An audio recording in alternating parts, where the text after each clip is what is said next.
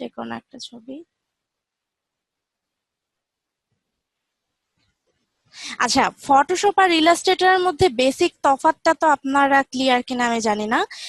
Mainly হচ্ছে আপনারা যদি কোনো প্রিন্ট মানে প্রিন্ট হবে এমন কোনো কাজ যদি করতে চান, তাহলে হচ্ছে আপনারা ইলাস্ট্রেটরের কাজ করবেন। ইলাস্ট্রেটর হচ্ছে একদম ভেক্টর গ্রাফিক্স যেটাকে বলে, যেটাতে কোনো পিক্সেল নাই। আর ফটোশপ হচ্ছে রাস্টার গ্রাফিক্স।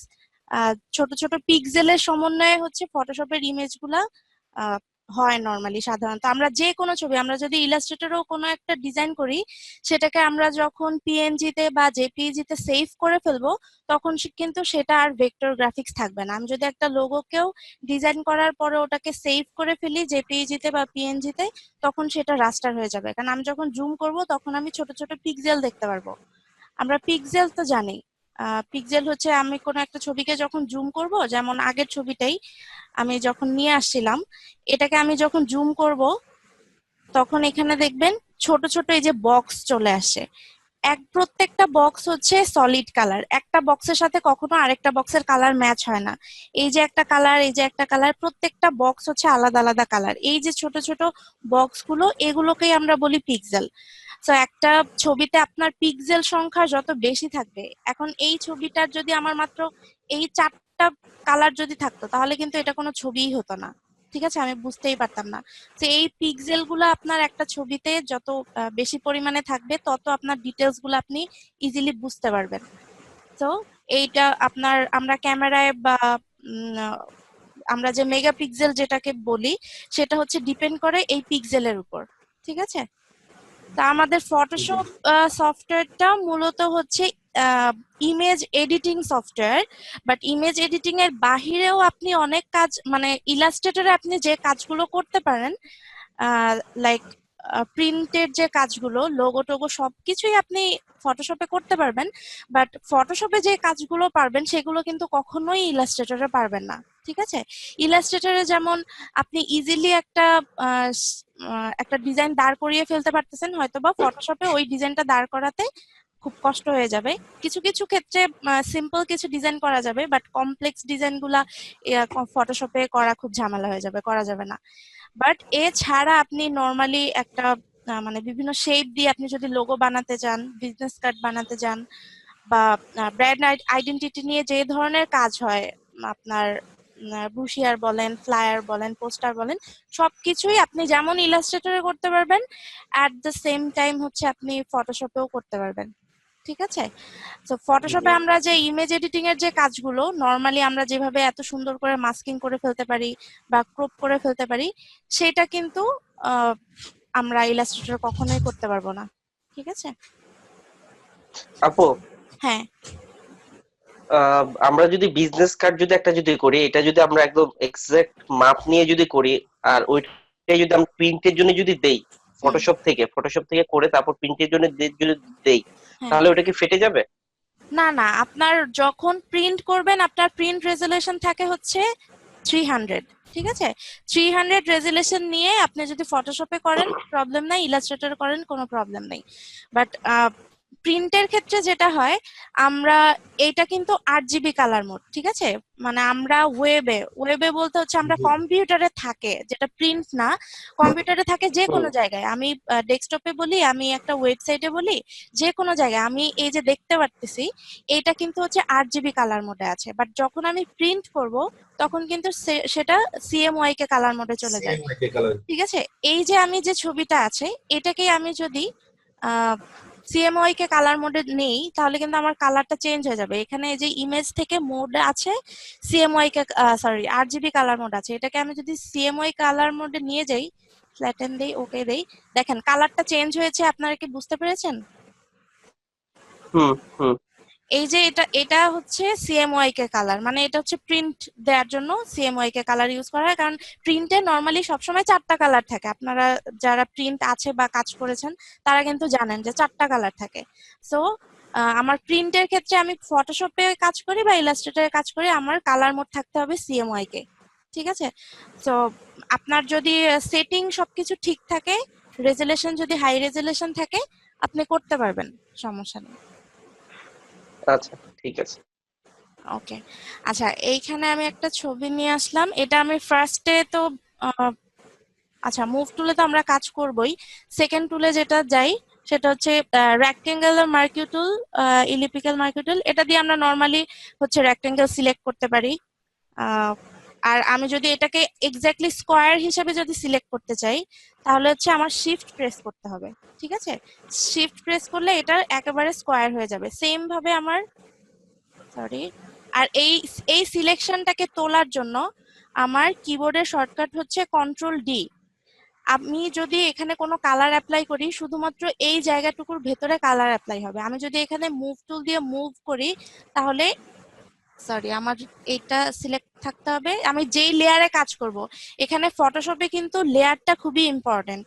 আপনার জি। ইলাস্ট্রেটরে আপনি যখন কাজ করেন, ইলাস্ট্রেটরেও লেয়ার আছে, বাট ইলাস্ট্রেটরে লেয়ার মেনটেন না করলেও কাজ করতে পারি, কারণ প্রত্যেকটা অবজেক্ট আমি আলাদা আলাদা করে ধরতে পারি ইলাস্ট্রেটরে। বাট ফটোশপে আমি কিন্তু আলাদা জি। আলাদা করে নিজের ইচ্ছে মতো ধরতে পারবো না। এখানে আপনার যেই লেয়ারটা সিলেক্ট থাকবে আপনি সেই লেয়ারটাতে কাজ করতে পারবেন, সেই লেয়ারটাকে মুভ করতে পারবেন, সবকিছু ওই লেয়ারে হবে আপনার যে লেয়ারটা সিলেক্ট থাকবে। ঠিক আছে, তো আমি এইখানে আমি রেক্টেঙ্গুলার মার্কি টুল দিয়ে সিলেক্ট করলাম। এখন আমার এই লেয়ারটাতে দেখেন, আমি যদি নিচের লেয়ারটাকে ধরে রাখি, আমি এই যে মুভ টুল দিয়ে মুভ করতেছি, আমার কিন্তু এখানে বোঝা যাচ্ছে না, কারণ হচ্ছে আমার নিচের ব্যাকগ্রাউন্ডটা মুভ হচ্ছে।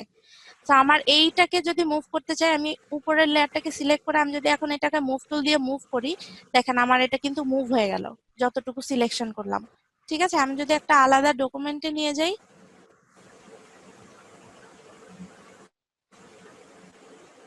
দেখেন এখান থেকে আমি এটাকে আলাদা একটা ডকুমেন্টে নিয়ে আসতে পারতেছি। সেম ভাবে এটাকে আমার সিলেকশনটা তুলে ফেলতে হবে আবার নেক্সট কোন স্টেপে কাজ করতে গেলে। অবশ্যই সিলেকশন তোলার কমান্ড হচ্ছে কন্ট্রোল ডি, চলে গেল। সেম ভাবে আমি যদি ইলিপ্টিক্যাল মার্কি টুলে যাই, আমি ইচ্ছে মতো সিলেকশন করতে পারবো, বাট আমি যদি এক্স্যাক্টলি সার্কেল চাই, তাহলে আমার শিফট ধরে এটাকে সার্কেল করতে হবে। ঠিক আছে, শিফট ধরে করলে এক্স্যাক্টলি সার্কেলটা চলে আসবে। সেম এটাকেও আমি মুভ করে এখানে নিয়ে গেলাম। ঠিক আছে, এখন এখানে আরেকটা জিনিস হচ্ছে, এইখানে দেখেন স্কোয়ার আর সার্কেল যেটা, এজ গুলো একদম কি বলে, শার্প এজ। ঠিক আছে, এখন আমি যদি চাই যে না, আমি যেটা কেটে নিয়ে আসলাম বা একটা ছবি থেকে একটা অংশ কেটে আপনারা একটু মিউট করে দেন আপনাদের মাইক্রোফোন গুলো। আচ্ছা, এইখানে আমি যদি শার্প এজ না নিয়ে আমি যদি এমন কিছু আনতে চাই যে আমার এজটা শার্প থাকবে না, সফট কর্নার থাকবে বা ব্লারি থাকবে চারপাশে, তাহলে আমি দেখেন এখানে একটা অপশন আছে উপরে ফেদার। এখানে ফেদার 0%, তার মানে হচ্ছে এটা শক্ত একটা এজ দিবে। আমি যদি এখানে ফেদার 0-র জায়গায় 30 দিয়ে দিলাম। এখন আমি যদি একটা স্কোয়ার নেই, দেখেন এটাকে আমি মুভ করে যদি এখানে নিয়ে যাই, দেখেন। ঠিক আছে, সেম ভাবে আমি কন্ট্রোল ডি, সার্কেল নিলাম, সরি ফেদার দেই নাই, আমি এখানে ফেদার 30 দিয়ে দিলাম, সার্কেল নিলাম, নিয়ে গেলাম এখানে। ঠিক আছে, আমার যদি ব্যাকগ্রাউন্ডে একটা কালার থাকে, আমি যখন কোনো ব্যানার বা কোনো কিছু করতে যাব, আমার বিভিন্ন রকম শেপ লাগতে পারে, এরকম শার্প এজও লাগতে পারে, আবার আমার এইভাবে কেটে নিয়ে আসতেও হতে পারে। ঠিক আছে, এটা ডিপেন্ড করে আপনার ফেদারের অ্যামাউন্ট যত বেশি থাকবে, আপনার এই চারপাশটা তত বেশি ফেড হয়ে যাবে। ঠিক আছে, 30 দিয়েছি, 30 জায়গায় 50 হলে আরো বেশি হবে। আচ্ছা, আমি এটা 0 করে রাখলাম। তারপর হচ্ছে এখানে আপনি দেখেন, নর্মালি আমরা কি জানি, উপরের যে মেনুটা থাকে সেটা থাকে হচ্ছে মেনু বার। আর মেনু বারের নিচে যে আরেকটা বার থাকে, এটাকে বলে হচ্ছে কন্ট্রোল বার। ঠিক আছে, কারণ এইখানে যে টুলগুলো আছে, প্রত্যেকটা টুল সিলেক্ট করার পরে আমার এই কন্ট্রোল বারে এই প্রত্যেকটা টুলকে কন্ট্রোল করার জন্য সে অপশন দিয়ে দেয়।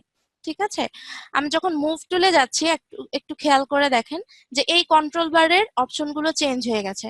সেম ভাবে আমি যখন পরেরটাতে গেলাম, আমার অপশন চেঞ্জ, পরেরটাতে গেলাম চেঞ্জ, পরেরটায়, প্রত্যেকটা টুলস এর সময় আমার কন্ট্রোল বারের অপশনগুলো চেঞ্জ। তার মানে হচ্ছে এই প্রত্যেকটা ইন্ডিভিজুয়াল টুলকে কন্ট্রোল করার জন্য হচ্ছে আমার এই অপশনগুলো, ঠিক আছে। তো এখানে আমার কি অপশন আছে দেখি। এখানে ফার্স্টে এখানে আমার মাউসের কার্সর নিয়ে গেলে দেখাবে নিউ সিলেকশন। এখানে দেখাই যাচ্ছে একটা বক্স, দ্যাট মিনস হচ্ছে আমি একটা বক্স সিলেক্ট করতে পারবো এভাবে, দ্যাট দেয়া আছে। আমি যখন সেকেন্ডটায় যাব, এখানে কি বলতেছে, আপনারা পাথফাইন্ডারে কাজ করেছেন ইলাস্ট্রেটরে, সেম অ্যাজ পাথফাইন্ডারের মতো এই অপশনগুলো, যে অ্যাড টু সিলেকশন, মানে একটার সাথে আমি আরেকটা যদি সিলেক্ট করতে চাই, যেমন আমি এখানে একটা বক্স নিলাম, সেম ভাবে আমি আমি যখন এটা সিলেক্ট থাকবে, আমি এই বক্সের পরে আমি যখন এখানে সিলেক্ট করব, আমার আগের বক্সটা চলে যাবে সিলেকশনটা। কিন্তু আমি যদি দুইটাই একসাথে চাই, তাহলে আমার অ্যাড টু সিলেকশন দিয়ে আমি যদি দুইটা রেক্টেঙ্গেল দিয়ে দিই, তাহলে আমার দুইটা অ্যাড হয়ে গেল। সেম ভাবে আমার যদি এখানে সাবস্ট্রাক্ট যেটা আছে, সাবস্ট্রাক্ট ফ্রম সিলেকশন, সাবস্ট্রাক্টে গেলে আমার কিন্তু এই যে সিলেকশনটা আমি যেটা ধরবো ওটা আমার সিলেকশন থেকে বাদ হয়ে যাবে, ঠিক আছে, এই যে বাদ হয়ে গেল। আর এর পরে যেটা আছে সেটা হচ্ছে ইন্টারসেক্ট উইথ সিলেকশন, মানে দুইটা সিলেকশনের কমন যে সিলেকশনটা থাকবে। আমি এখানে একটা সার্কেল দিয়ে দেখাই। ধরেন আমি এখানে একটা সার্কেল নিলাম, আর ইন্টারসেক্ট দিয়ে আমি এখানে আরেকটা সার্কেল নিলাম। এখন এই দুইটা সার্কেলের মধ্যে কমন যে শেপটুকু থাকবে, অংশটুকু, সেটাকে সে রাখবে। ও সরি, আমি শিফট ধরে রাখছিলাম। দুইটার মধ্যে কমন যে অংশটুকু পাবে ততটুকু রাখবে, বাকিটা সে ডিলিট করে ফেলবে, ঠিক আছে। তো এইটা হচ্ছে এই সবগুলোর জন্যই। ইনফ্যাক্ট হচ্ছে এখানে শেপ আছে কিছু, রেক্টেঙ্গুলার, রাউন্ডেড রেক্টেঙ্গুলার, এই গুলার ক্ষেত্রেও আমার উপরে একই অপশন গুলো আছে, এই যে এখানে combine shape, subtract, intersect, excluded overlapping shape. Okay, তারপরে যেটা আছে এটা হচ্ছে এই যে সিঙ্গেল রো মার্কি টুল, যেটা সিঙ্গেল কলাম মার্কি টুল, মানে হচ্ছে এই লাস্টের দুটো দিয়ে আপনার একটা পিক্সেল সে শুধু সিলেক্ট করে, ঠিক আছে। এখন আমি যদি দেখি যে কি বলে এটাকে, হরাইজন্টালি আমি জাস্ট একটা ক্লিক করি যদি ছবির মধ্যে, আমার এখানে জুম করলে দেখা যাবে ছবিটার জাস্ট একটা পিক্সেল সে কিন্তু সিলেক্ট করেছে। এই যে দেখেন একটা পিক্সেল হরাইজন্টালি। এখন এইখান থেকেও আমরা দেখা যাচ্ছে যে আমরা ব্যাকগ্রাউন্ড বানায় ফেলতে পারি, মানে টেকনিক্যালি আর কি। টেকনিক্যালি কিরকম, এটাকে আমি কিন্তু মুভ করতে পারি। যেমন এখানে যে কালারটা সে ধরেছে, আমি যদি এখানে মুভ টুলে যাই, মুভ টুলে গেলে, আচ্ছা মুভ টুলে এখানে একটা অপশন আছে শো ট্রান্সফর্ম কন্ট্রোলস। এটা যদি যদি টিক না থাকে তাহলে আপনি মুভ করার অপশন পাবেন না। আমি যদি এটা টিক দিয়ে দিই, তাহলে আমার এখান থেকে যেটাকে টেনে ছোট বড় করার অপশন চলে আসবে, পয়েন্ট চলে আসবে, ঠিক আছে। এখন আমি এই যে একটা পিক্সেল সিলেক্ট করে আমি যদি এটাকে টেনে জাস্ট উপরের দিকে নিয়ে যাই, এটাকে নিচের দিকে নিয়ে যাই, এটা মোটামুটি আমার একটা ব্যাকগ্রাউন্ডের মতো হয়ে গেল, ঠিক আছে। এটা আমার এই এই কালারটা, আপনার ইমেজের মধ্যে যে কালারটা, ওই একটা পিক্সেলের মধ্যে যে কালার গুলো ছিল ওটাকে সে এরকম স্টিচ করে ফেলছে, ঠিক আছে। সেম ভাবে এইটা যেমন ছিল হচ্ছে হরাইজন্টালি, সেম এইটাকেও আমি এখানে যদি ক্লিক করে এটাকে আমি ভার্টিক্যালি করতে পারি, সিলেক্ট করে, ঠিক আছে।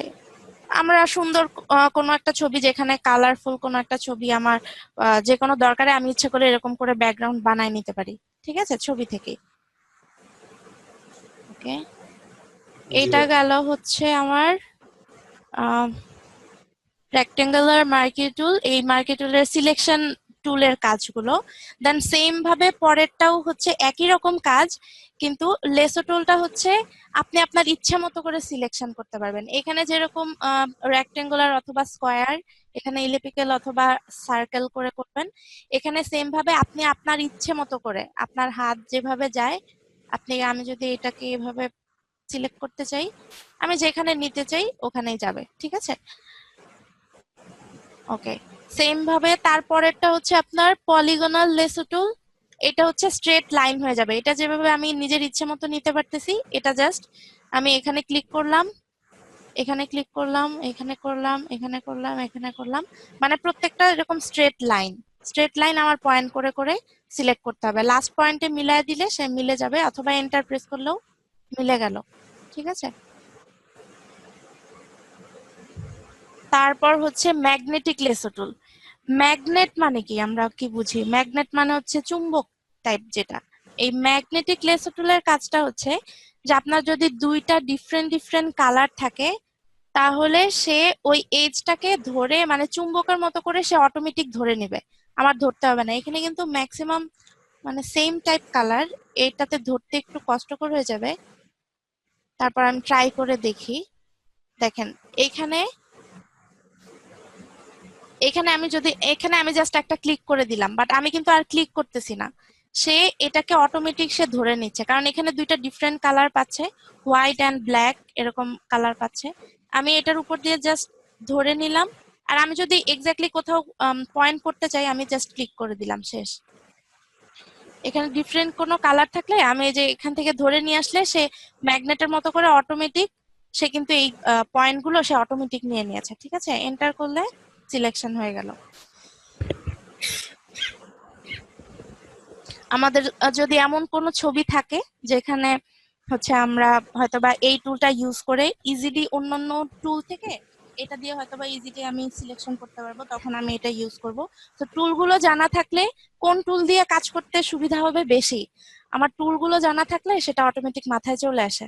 হ্যাঁ, তারপরে এটা গেল। তারপর হচ্ছে আপনার quick selection tool, magic wand টুল।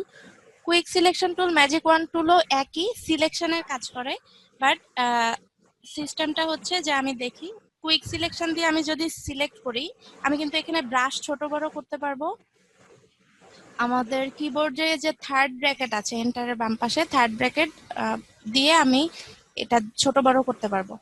ঠিক আছে, আপনারা কি কিছু লিখতেছেন? আহ,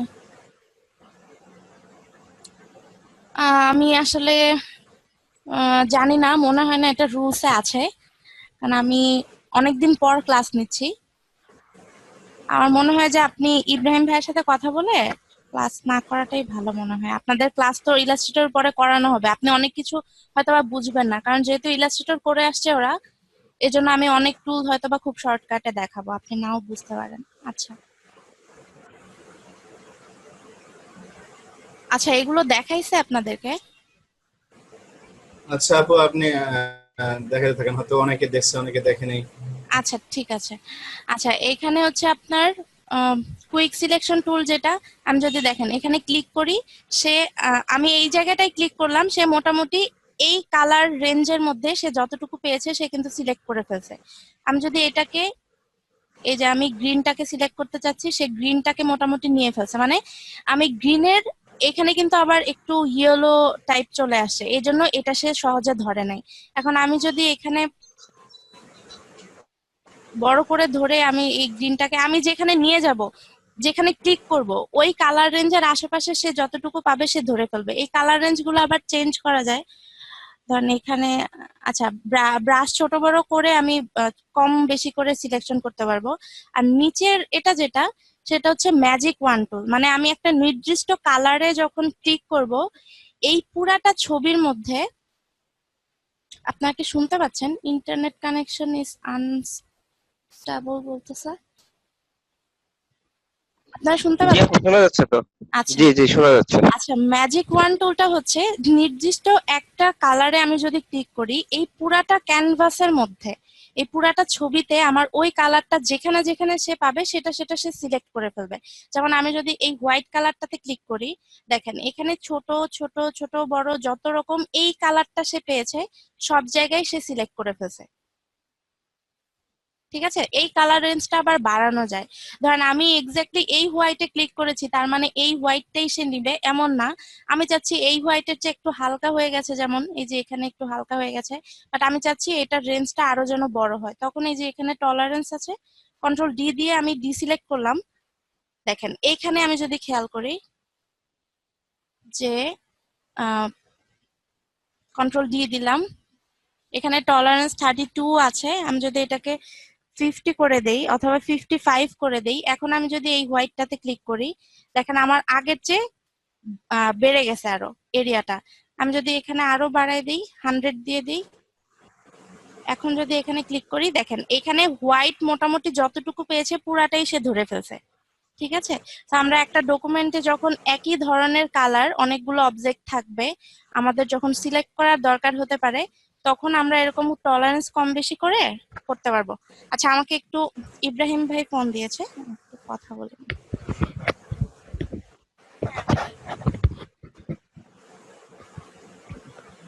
এই তো নিচ্ছি এখন, চলছে। শুরু করেছি হচ্ছে 11টার মধ্যে।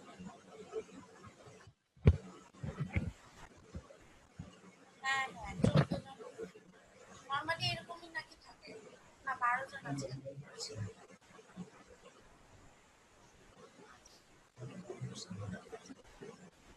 হ্যাঁ হ্যাঁ, আচ্ছা আমি পোস্ট দিয়ে রাখছিলাম তো।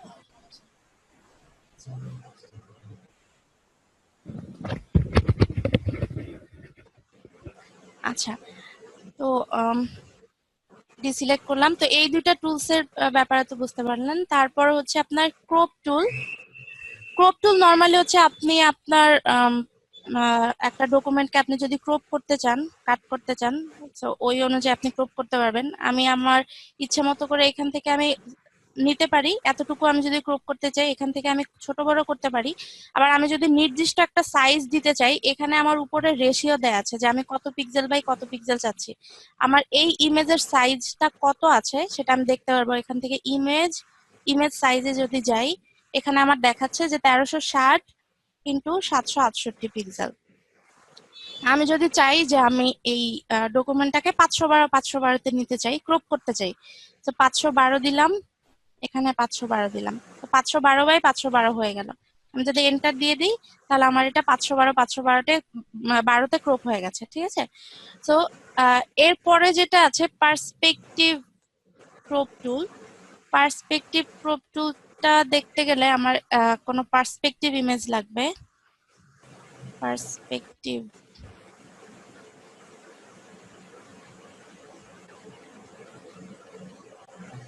আমি যদি পার্সপেক্টিভ কোনো একটা ছবি নেই, আহ,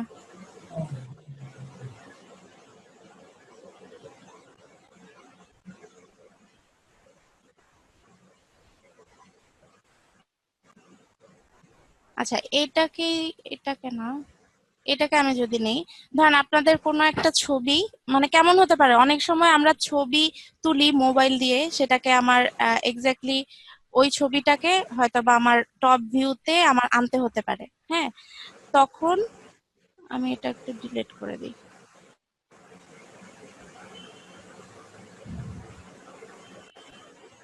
আচ্ছা, এইটা যেরকম পার্সপেক্টিভ ভিউতে আছে, মানে উপরের দিকে যাচ্ছে, এটা হচ্ছে মানে 2 পয়েন্ট অফ ভিউ বলে এটাকে। এই পয়েন্ট থেকে আর এই পয়েন্ট থেকে দুইটা ভিউ থেকে দেখা যাচ্ছে। এটাকে আমি যদি মানে নর্মাল আমরা এই ছবিটা যেমন দেখতেছি একদম ফ্রন্ট ভিউ থেকে, তো এইটাকে আমি চাচ্ছি এই যে আমার ডান পাশের যে ভিউটা, আমার এইটা পার্সপেক্টিভ হয়েছে, বাট এইটাকে আমার সোজা দরকার। ঠিক আছে, এটাকে আমার সোজা দরকার, তখন আমার এই ক্রপ টুলটা কাজে দিবে। কেমন? পার্সপেক্টিভ ক্রপ টুলটা নিলাম, আমার এই যে চারটা কোণা, এই চারটা পয়েন্টে আমি ক্লিক করব। এখানে একটা পয়েন্ট, এখানে একটা পয়েন্ট, এখানে একটা পয়েন্ট, এখানে একটা পয়েন্ট, এই চারটা পয়েন্টে আমি ক্লিক করলাম, যেমন করে দেখা যাচ্ছে আমার পার্সপেক্টিভ। এটাকে আমি যদি এন্টার করে দেই, দেখেন এই ছবিটাকে, পার্সপেক্টিভ ছবিটাকে আমার ফ্রন্ট ছবিতে নিয়ে আসলো। ঠিক আছে, এটা আমার যদি পার্সপেক্টিভ কোনো ব্যানার থাকে তাহলে মনে হয় আরো ভালো হবে বুঝতে।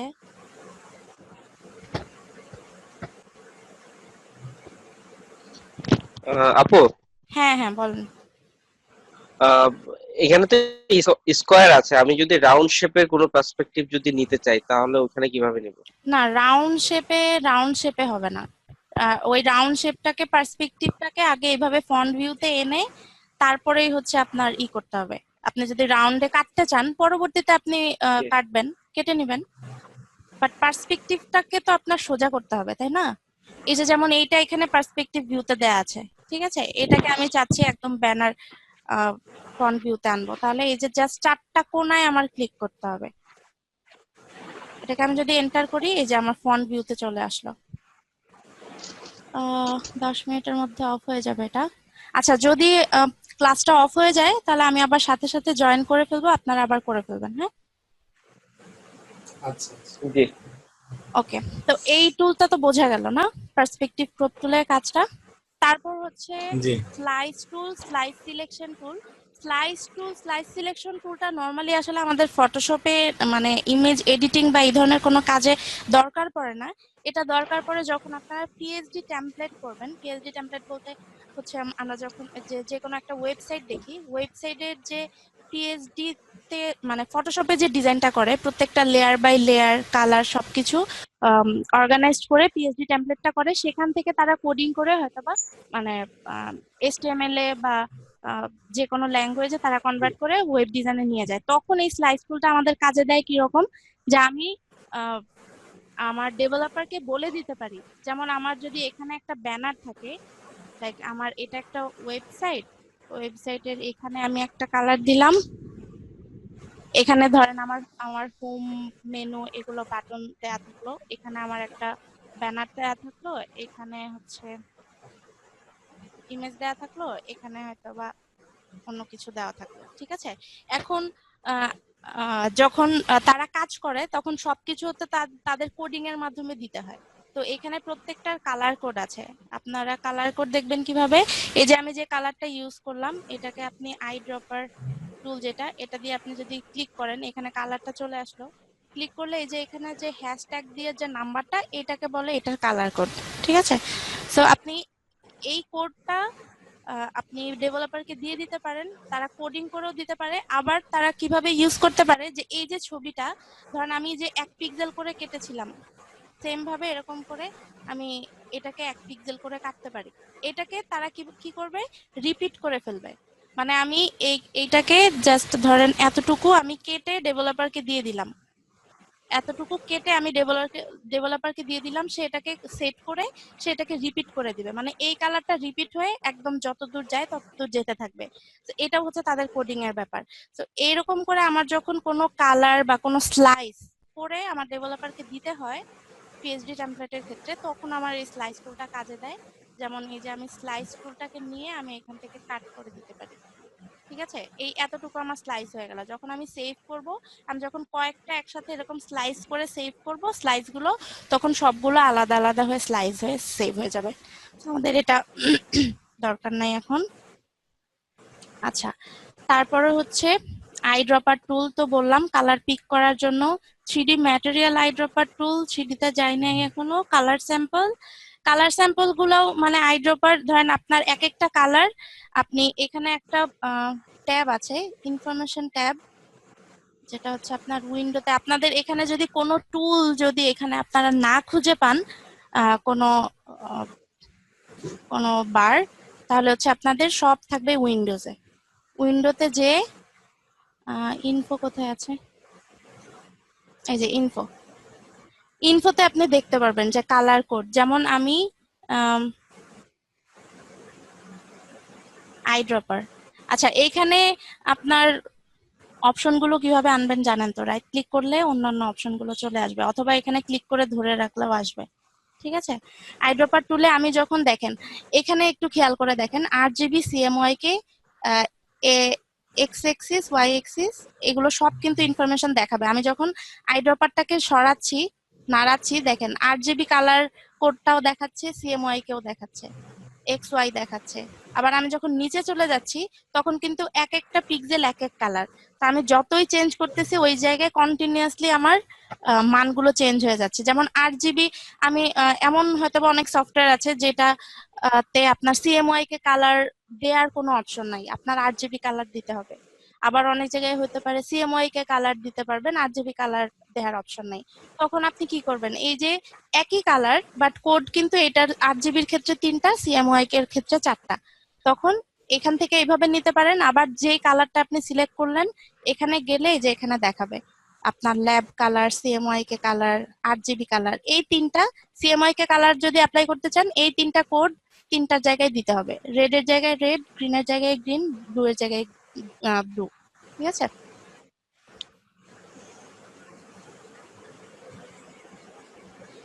বেশি ফাস্ট হয়ে যাচ্ছে জি বলবেন আর আপনারা, একটু স্লোলি বললে বুঝতে না পারলে আমাকে একটু বলবেন। আমি ফাস্ট করছি এই জন্য যে আপনারা তো ইলাস্ট্রেটর করে আসছেন, এগুলো বেসিক ধারণা অনেকটা আছে এই জন্য আর কি। না, আচ্ছা এগুলো ঠিক আপনি আছে। দেখানো হয়েছিল তো, সমস্যা হ্যাঁ, নাই, আপনি দেখিয়ে যান। আচ্ছা আপনার সমস্যা নাই, সাক্ষাৎকারে আপনাদের প্রবলেম হলে অবশ্যই বলবেন আমাকে, ঠিক আছে? জি। সমস্যা নাই, আর ভিডিও তো থাকবেই, আচ্ছা আপনারা দেখে নিতেই পারবেন। আচ্ছা, কোথায় ছিলাম? আচ্ছা, এখানে হচ্ছে আপনার আই ড্রপার টুল গেল।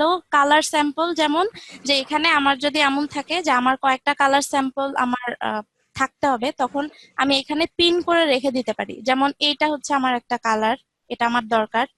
তখন আমার এখানে দেখাবে, দেখেন যে 1 নাম্বার কালার, 1 নাম্বার পিনের আমার কালার কোড হচ্ছে 8 জিবির ক্ষেত্রে 7252।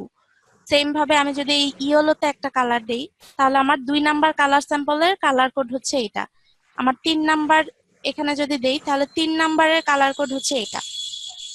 এরকম করে আমি এক এক রকম কালার স্যাম্পল সেভ করে রেখে দিতে পারি। আমার যদি দরকার পড়ে, তাহলে আমি এগুলো এখান থেকে ইজিলি দেখতে পারবো। নাহলে আমি তো পরে হারায় যাব যে আমি কোন কালারটা নিয়ে কাজ করতে চাচ্ছিলাম বা কোনটা আমার পছন্দ হয়েছিল। ঠিক আছে? আপু এখানে যে এক্স ওয়াইটা আছে, এই জিনিসটা হুম, হ্যাঁ। এক্স ওয়াই এক্সিস নরমালি আমি যে এই যে নাড়াচাড়া করতেছি, এখানে তো আপনার 0 এক্সিস থাকে না। এই যে এখানে আপনার রুলার যেহেতু দেয়া আছে, কন্ট্রোল 8 দিলে রুলারটা চলে যাবে, আবার কন্ট্রোল 8 দিলে রুলার জি। চলে আসলো। এই যে এটা হচ্ছে আপনার 0 0 এক্সিস। এই যে আমি এখানে কার্সর রেখেছি, এক্স ও ওয়াই আচ্ছা জিরো আচ্ছা। জিরো দেখাচ্ছে। আমি যত উপরে নিচে নিচের দিকে নামতে থাকবো, এক্স ওয়াই আমি এইখান পয়েন্ট থেকে কত দূর সরে আসলাম সেই এক্সিসটা দেখাচ্ছে এখানে। ওকে। আচ্ছা। আচ্ছা, তারপর হচ্ছে রুলার টুল। নর্মালি ধরেন আমি কোনো একটা ডিজাইন করলাম আমার ইচ্ছে মতো, ঠিক আছে? আমি কোনো ডাইমেনশন সিলেক্ট করে কাজ করি নাই, ঠিক আছে? লাইক এখানে একটা আমি এখানে 3টা ছবি বসাবো, আলাদা একটা লেয়ারে দিলাম, কালার দিলাম, কন্ট্রোল D। তো এখানে আমি 3টা ছবি বসালাম। এখন আমি আমার ইচ্ছে মতো, মানে এই ডকুমেন্টের সাথে যায় এমন করে আমি আমার মতো করে শেপ নিয়ে নিছি। বাট আমি আসলে জানি না যে এটার সাইজটা কত নিয়েছি আমি। তখন আমি এখান থেকে দেখতে পারবো, এই যে রুলার টুলটা দিয়ে আমি এক পয়েন্ট থেকে আরেক পয়েন্টে ক্লিক করলে আমার দেখাবে। কারণ আমি এখান থেকে ক্লিক করে ধরে রেখে আমি যদি এখানে এনে ছেড়ে দিই, তাহলে আমার এখানে এই যে পয়েন্টটা দেখাচ্ছে, এই যে ওয়াইড 265, যেহেতু আমার এটা পিক্সেলে দেয়া আছে, তো এটার মানটা আমার পিক্সেলে দেয়া আছে, ঠিক আছে? 265। সেম ভাবে আমি যদি হাইট দেখতে চাই, তাহলে এখানে হাইট 0 দেওয়া আছে। আমি যদি এখান থেকে হাইটটা দেখতে চাই, আরে এই যে এখানে তাহলে হাইট দেখাচ্ছে 233.50। ঠিক আছে? আমি ডাইমেনশন গুলা জানতে পারবো। আর এই একইভাবে এখানে যেরকম আমি কালার স্যাম্পল গুলো দিয়ে দিয়েছি, আমি ইচ্ছে করলে এখানে নোট করেও রাখতে পারি। এখানে এক জায়গায় আমি নোট লিখে আমি আমার দরকারি একটা কিছু আমি এখানে টাইপ করে নোট করে রেখে দিতে পারি। কাউন্ট টুল সেম ভাবে কাউন্ট করার জন্য, ঠিক আছে? এগুলোর খুব একটা দরকার পড়বে না, যে কোনো একটা দিয়ে কাজ করলেই যথেষ্ট। আচ্ছা, তারপরে হচ্ছে আপনাদের স্পট হিলিং ব্রাশ টুল, প্যাচ টুল। আচ্ছা, এইটার ক্ষেত্রে